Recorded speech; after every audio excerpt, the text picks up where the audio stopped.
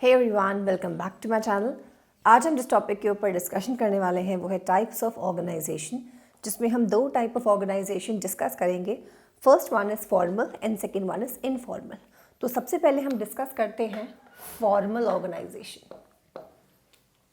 कोई भी organisation formal होने का मतलब ये है कि वहाँ पर जो जॉब पोजीशंस हैं वो जॉब पोजीशन डिसाइड करने वाला मैनेजमेंट है या फिर उस कंपनी का जो भी हमारे सुपीरियर्स हैं, जो सीनियर्स हैं, उन्होंने डिसाइड किया है।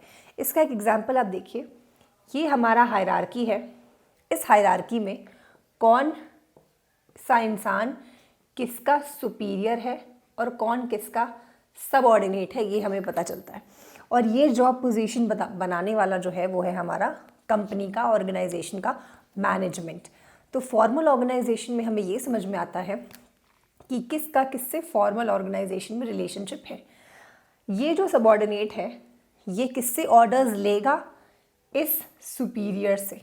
ये बात डिसाइड किसने करी? ये डिसाइड करता है हमेशा मैनेजमेंट। इस तरह के ऑर्गेनाइजेशन को जहाँ पर सारा बात करने का या चीज़ों को डिस्कस करने का, ऑर्डर्स लेने का, रिपोर्ट्स लेने का जो रिलेशनशिप है, that relationship is decided by the management, उसे हम कहते हैं फॉर्मल ऑर्गेनाइजेशन।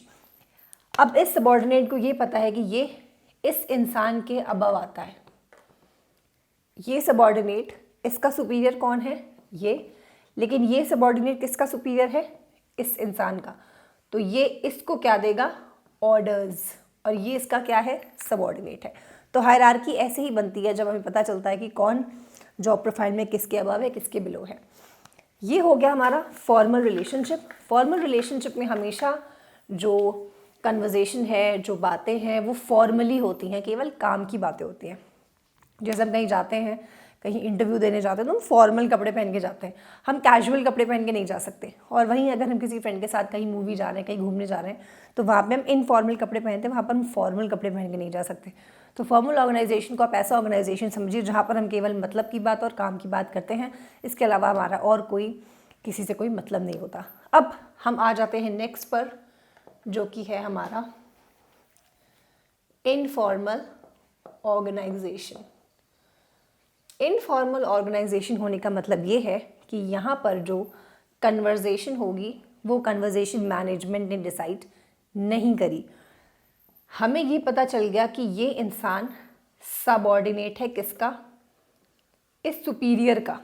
ओके, लेकिन इस इंसान की फ्रेंडशिप हो रही है यहाँ पर बैठे हुए सुपीरियर से। ओके, क्योंकि देखिए जो इंसान यहाँ पर बैठेगा ये इसके बराबर काम करता है, यहाँ पर बैठेगा तब भी इसका सुपीरियर है, क्योंकि देखिए हायरार्की में ऊपर जा रहा है, यहाँ पर बैठेगा तब भी इसका सुपीरियर है। ऑलराइट, तो इनफॉर्मल रिलेशंस या इनफॉर्मल बातें वो वाली रिलेशनशिप्स होती हैं, वो वाली बातें होती हैं जो काम की बातों से हटके हैं।